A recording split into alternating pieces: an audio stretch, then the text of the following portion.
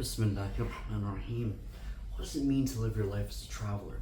Ever since I heard this hadith, I have been really inspired by this, and I think if we live by this hadith, this will not only grant us success in the akhirah, but it'll really help us to stay anchored in this life, as well as to ensure that we are not distracted.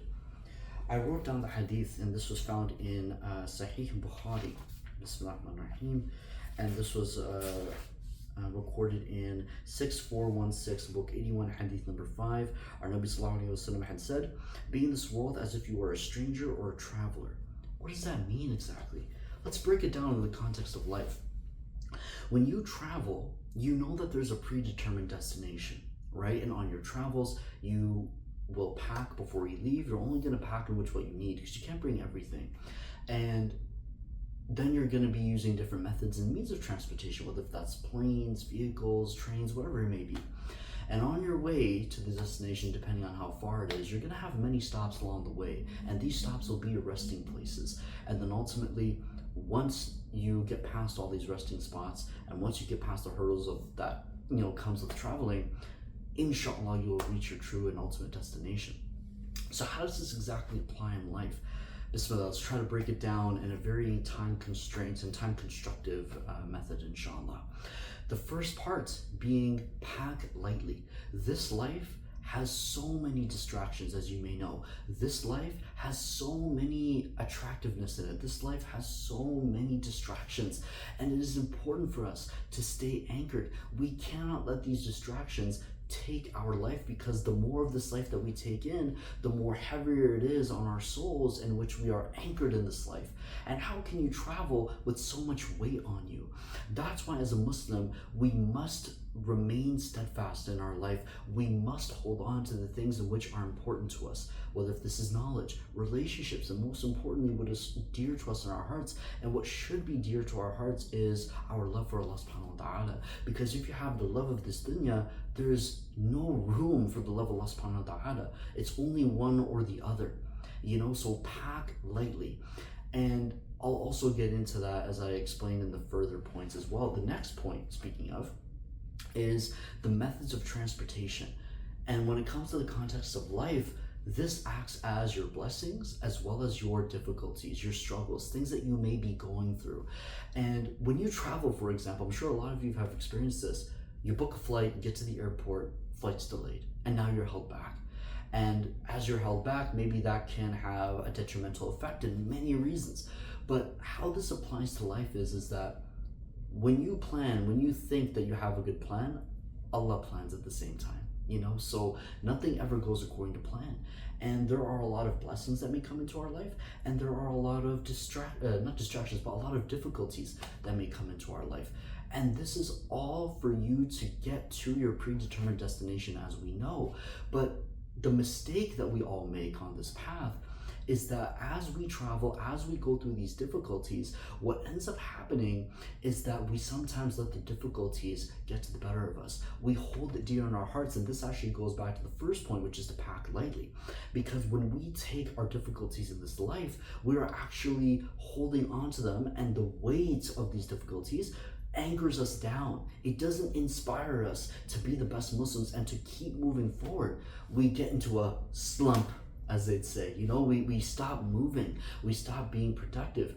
That's why it's important for us to stay anchored. Do not get distracted by the distractions. Do not get distracted by the difficulties. Everything in which Allah subhanahu wa ta'ala has ordained and written for us in this life, whether if it's blessings or difficulties, this is for our betterment.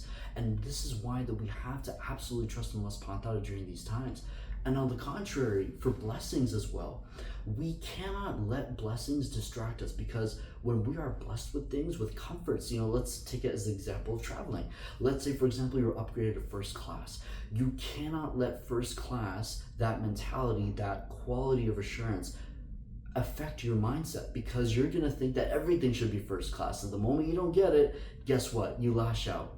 And the worst part of that is that we not only tend to get comfortable, but then again, we end up focusing on the comforts of our travel, the comforts of this life, instead of the victory of the akhirah, the victory of reaching our true destination. We cannot let ourselves get distracted by this. And the third thing, which is most important, which is important as well, the temporary stops that we make along the way, the hotels, the motels.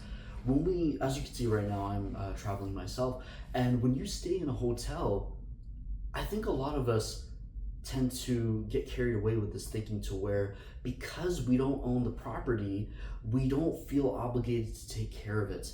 Why? Because one, it doesn't belong to you. You know, there's no consequence if, you know, something happens, you just leave. And second, you already know that someone's going to come in a few times during the day to take care of the room. But what if I told you that you're going to be held accountable for this regardless? Because at the end of the day, someone owns this hotel room, someone owns this building. How would you feel if someone mistreated something which belonged to you? Probably not good, right? So we have to do our best to ensure that we take care of things as if they were our own. And for the sake of the hotel room analogy, clean the room anyways. You know that you're not going to stay here. So honor the things in which Allah subhanahu wa ta'ala has blessed you with. Honor these blessings. Take care of them. And if someone else is already ordained to do it, that's okay. Do your part. You'll earn a reward for helping them take care of this, inshallah. There's always goodness that comes with taking care as opposed to leaving it aside. Because we will be held accountable for this. We will be asked about how we treated the things that Allah subhanahu wa ta'ala has blessed us with, even if they were temporary. So once again, please take care of your belongings as if it was a hotel room. And finally, your predetermined destination. All these points that we discussed, everything will test us in a way in which will grant us Jannah, inshallah. But here's the thing, only if we acknowledge it, and if we acknowledge the fact that everything in this life is a test. Just like our Nabi sallallahu alayhi wa sallam had said in a very loosely hadith, please do forgive me and correct me in the comments as well. This life is like heaven for the non-believer, and this life is also like hell for the believer. Because for a believer, Allah subhanahu wa ta'ala will test you to your limits. Allah subhanahu wa ta'ala will really put you on the ringer. But this is not because He hates you. This is because He loves you, and He wants you to prove to Him that you are worthy of His greatest bounty, which is Jannah. And across all these points that I shared, it's really easy for us to get distracted, to allow us to be anchored down, to be distracted, and to just lose faith and confidence in our true destination. We can't let that happen to us. We absolutely cannot. So once again, as our beloved Nabi sallallahu alayhi wa sallam had said, live your life as a traveler. Hang on to the things that are only important, which is fulfilling your 5 pillars of Islam, your salat, your love for Allah subhanahu wa ta'ala, your love and your dedication to strive for the sunnah of our Prophet sallallahu alaihi wasallam, and most importantly, living your life by the Quran. These are very important things. Now, don't get me wrong, there's nothing wrong with enjoying life, but don't let it distract you, please. I ask Allah subhanahu wa ta'ala to bless you, to increase us all in the best of this life and the akhirah, to protect us, to reward us immensely for all the pain and the hardships and the sufferings that we are facing. Ya Allah, we ask you to please make it easy for our brothers and sisters who are suffering all around the world, and please, Ya Rabbil Alameen, keep us on the straight path. Allow us to remain steadfast, and most importantly, Ya Allah, we ask you to please admit us, allow us to be among the 70,000 people that will enter Jannah without question. Ameen thumma ameen. Barakallahu feek. Jazakallah khairan for watching this video, everyone, and I hope to see you all in Jannah. Barakallahu feek. Assalamu alaikum wa rahmatullahi wa barakatuh.